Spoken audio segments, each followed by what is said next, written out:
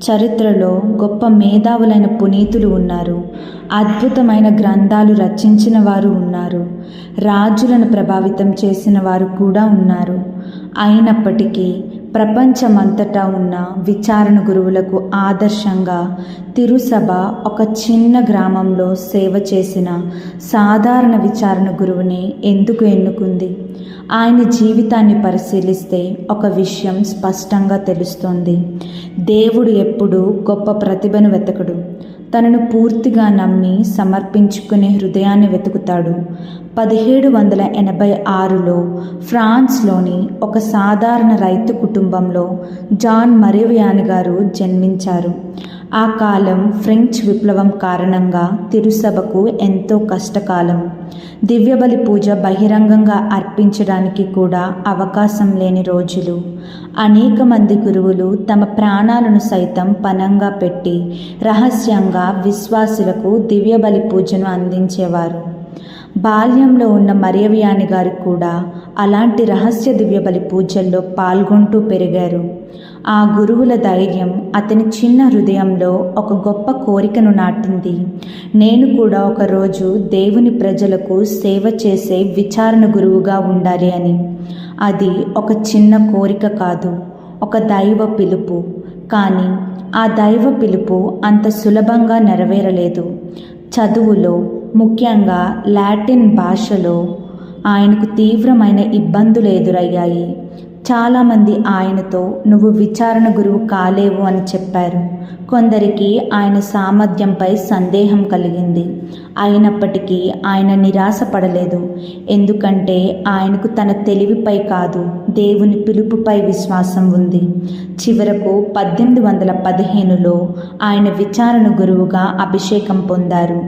కొద్ది సంవత్సరాల తరువాత ఫ్రాన్స్లోని చిన్న గ్రామమైన ఆర్స్కు విచారణ గురువుగా పంపబడ్డారు. అక్కడ సుమారు 200 మంది మాత్రమే నివసించేవారు. ఆ గ్రామం గురించి పెద్దగా ఎవరూ పట్టించుకోలేదు. కానీ దేవుని దృష్టిలో ఆ గ్రామంలోని ప్రతి ఆత్మ అమూల్యమైనది. బహుశా అప్పటికి ఎవరికీ తెలియకపోవచ్చు. ఒకరోజు ప్రపంచం నలుమూలల నుండి వేలాది మంది ఆ చిన్న గ్రామానికి వస్తారని, ఆ సాధారణ విచారణ గురువుని కలవడానికి గంటల తరబడి వేచి ఉంటారని, తమ పాపాలను దేవుని ముందు ఒప్పుకొని కొత్త జీవితాన్ని ప్రారంభించాలనే ఆశతో ఆర్స్ గ్రామం వైపు ప్రయాణిస్తారని.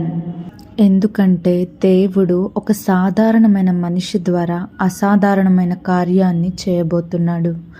ఆర్స్ గ్రామానికి వచ్చిన ఈ కొత్త విచారణ గురువుకు పెద్దగా పేరు లేదు, గొప్ప ప్రసంగాలు చేసే ప్రతిభ కూడా లేదు. కానీ ఆయన దగ్గర దేవునిపై గొప్ప ప్రేమ, తనకు అప్పగించబడిన ప్రజల పట్ల నిజమైన శ్రద్ధ ఉన్నాయి. ప్రజలను మార్చడానికి ముందు ఆయన తన జీవితాన్ని ప్రార్థనలో దేవునికి అర్పించారు. తన విచారణ ప్రజల కోసం, వారి కుటుంబాల కోసం, వారి ఆధ్యాత్మిక జీవితాల కోసం నిరంతరం ప్రార్థించారు. పునీత జాన్ మరేవియాన్ గారు తన సేవ యొక్క అసలు ఉద్దేశాన్ని ఎప్పుడూ గుర్తుంచుకున్నారు. ఒక విచారణ గురువు ప్రజలను తన వైపు తిప్పుకోవడం కాదు, వారిని క్రీస్తు దగ్గరకు నడిపించడం. అందుకే ఆయన మాటల్లో కఠినత కంటే ప్రేమ ఎక్కువగా కనిపించేది. పాపాన్ని ఆయన సమర్థించలేదు, కానీ పశ్చాత్తాపంతో తిరిగి వచ్చే ప్రతి వ్యక్తిలో దేవుని బిడ్డను చూశారు. తప్పిపోయిన వారిని దూరం చేయకుండా దేవుని క్షమ వైపు నడిపించారు. క్రమంగా ఆర్స్ గ్రామంలో మార్పు మొదలైంది. ఆయన సేవలో అత్యంత గొప్ప భాగం పాప సంకీర్తన సేవ. పునీత జాన్ మరేవియాన్ గారు పాప సంకీర్తనను కేవలం ఒక బాధ్యతగా చూడలేదు, అది ఒక ఆత్మ దేవుని క్షమను పొందే పవిత్రమైన సమయంగా భావించారు. అందుకే తన దగ్గరకు వచ్చిన ప్రతి ఒక్కరిని ఎంతో ఓర్పుతో విన్నారు. కాలం గడిచే కొద్దీ ఆయన దగ్గరకు వచ్చేవారి సంఖ్య పెరిగింది.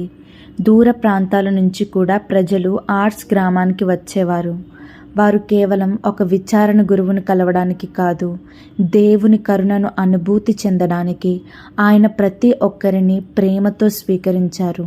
ధనవంతుడైన పేదవాడైన ప్రతి ఆత్మ దేవునికి అమూల్యమైనదని నమ్మారు. పశ్చాత్తాపంతో తిరిగి వచ్చే వారికి దేవుని క్షమపై నమ్మకం ఇచ్చారు. ఒకప్పుడు దివ్య బలి పాప సంకీర్తనలకు దూరంగా ఉన్న ప్రజలు ఇప్పుడు దేవుని క్షమ కోసం ఆయన దగ్గరకు రావడం ప్రారంభించారు. ఒక చిన్న గ్రామంలో ప్రారంభమైన ఈ సేవ క్రమంగా ప్రపంచం దృష్టిని ఆకర్షించింది. ఒక సాధారణ విచారణ గురువు ద్వారా దేవుడు ఎన్నో హృదయాలను తాకడం ప్రారంభించారు. పునీత జాన్ మరియవియాని గారి జీవితం ప్రతి విచారణ గురువుకు ఒక గొప్ప పాఠం. మొదటిగా, ఒక విచారణ గురువు యొక్క నిజమైన శక్తి ఆయన మాటల్లో మాత్రమే కాదు, ఆయన ప్రార్థనా జీవితంలో ఉంటుంది. ప్రజలను దేవుని వైపు నడిపించే ముందు ఒక విచారణ గురువు తానే క్రీస్తుతో సన్నిహిత సంబంధంతో ఉండాలి. ఎందుకంటే దేవుని ప్రేమను ఇతరులకు అందించాలంటే ముందుగా ఆయన హృదయం దేవుని ప్రేమతో నిండాలి. పునీత జాన్ మరియవియాని గారి జీవితం మనకు నేర్పించే మరో గొప్ప పాఠం వినయం. ప్రజలు ఆయనను గొప్ప పునీతుడిగా గౌరవించినప్పటికీ ఆయన తనను ఎప్పుడూ గొప్పవాడిగా భావించలేదు. దేవుడు తన ద్వారా పనిచేస్తున్న ఒక చిన్న సేవకుడిగా తనను తాను చూసుకున్నారు. పేరు గౌరవం కోసం కాకుండా క్రీస్తు సేవ కోసం మాత్రమే జీవించారు. రెండవది, ఒక విచారణ గురువు ప్రజలను ప్రేమతో చూడాలి. పునీత జాన్ మరియవియాని గారి దగ్గరకు వచ్చిన వారిని కేవలం తప్పులు చేసిన మనుషులుగా చూడలేదు, దేవుని కరుణ కోసం ఎదురు చూస్తున్న ఆత్మలుగా చూశారు. ప్రతి వ్యక్తి దేవునికి అమూల్యమైన వాడని నమ్మారు. అందుకే పాప సంకీర్తనను ఒక బాధ్యతగా కాకుండా ఒక ఆత్మ దేవుని క్షమను అనుభవించే పవిత్రమైన సేవగా భావించారు. మూడవది, ఒక విచారణ గురువు కేవలం మాటలతో బోధించకూడదు, తన జీవితంతో సాక్ష్యం ఇవ్వాలి. పునీత జాన్ మరియవియాని గారి సరళమైన జీవితం, త్యాగం, ప్రార్థన, వినయం ఇవే ఆయన గొప్ప బోధనలు అయ్యాయి. ఆయన చెప్పిన ప్రతి మాటకు ఆయన జీవితం సాక్ష్యంగా నిలిచింది. మరొక గొప్ప విషయం ఏమిటంటే ఆయన తన పారిష్ ప్రజల బలహీనతలను చూసి వారిని వదిలిపెట్టలేదు. ఓర్పుతో, ప్రార్థనతో, ప్రేమతో వారిని దేవుని దగ్గరకు నడిపించారు.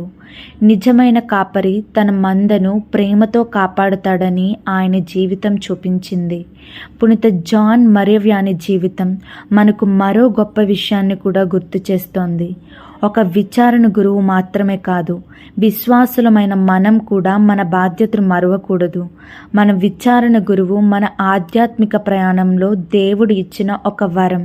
వారు చేసే సేవ వెనుక ఉన్న త్యాగాన్ని గుర్తించాలి, వారి కోసం ప్రార్థించాలి, వారి సేవకు మన వంతు సహకారం అందించాలి. విచారణ గురువు కూడా మనలాంటి ఒక మనిషే. వారికి కూడా బలహీనతలు, అలసట, బాధలు ఉంటాయి. అందుకే వారి లోపాలను మాత్రమే చూడకుండా దేవుడు వారికి అప్పగించిన పవిత్రమైన బాధ్యతను గౌరవించాలి. అదేవిధంగా ప్రతి విచారణ గురువు కూడా పునీత జాన్ మరియవియాని గారి జీవితం నుండి నేర్చుకోవాలి. ప్రజలను ప్రేమతో స్వీకరించాలి, వారి బాధలను అర్థం చేసుకోవాలి, ఓర్పుతో వారిని క్రీస్తు దగ్గరకు నడిపించాలి. విచారణ గురువు, విశ్వాసులు ఒకరినొకరు ప్రేమతో, గౌరవంతో, ప్రార్థనతో ఆదరించుకున్నప్పుడు ప్రతి విచారణ ప్రార్థన ప్రేమ, ఐక్యతతో నిండిన నిజమైన విశ్వాస కుటుంబంగా మారుతుంది.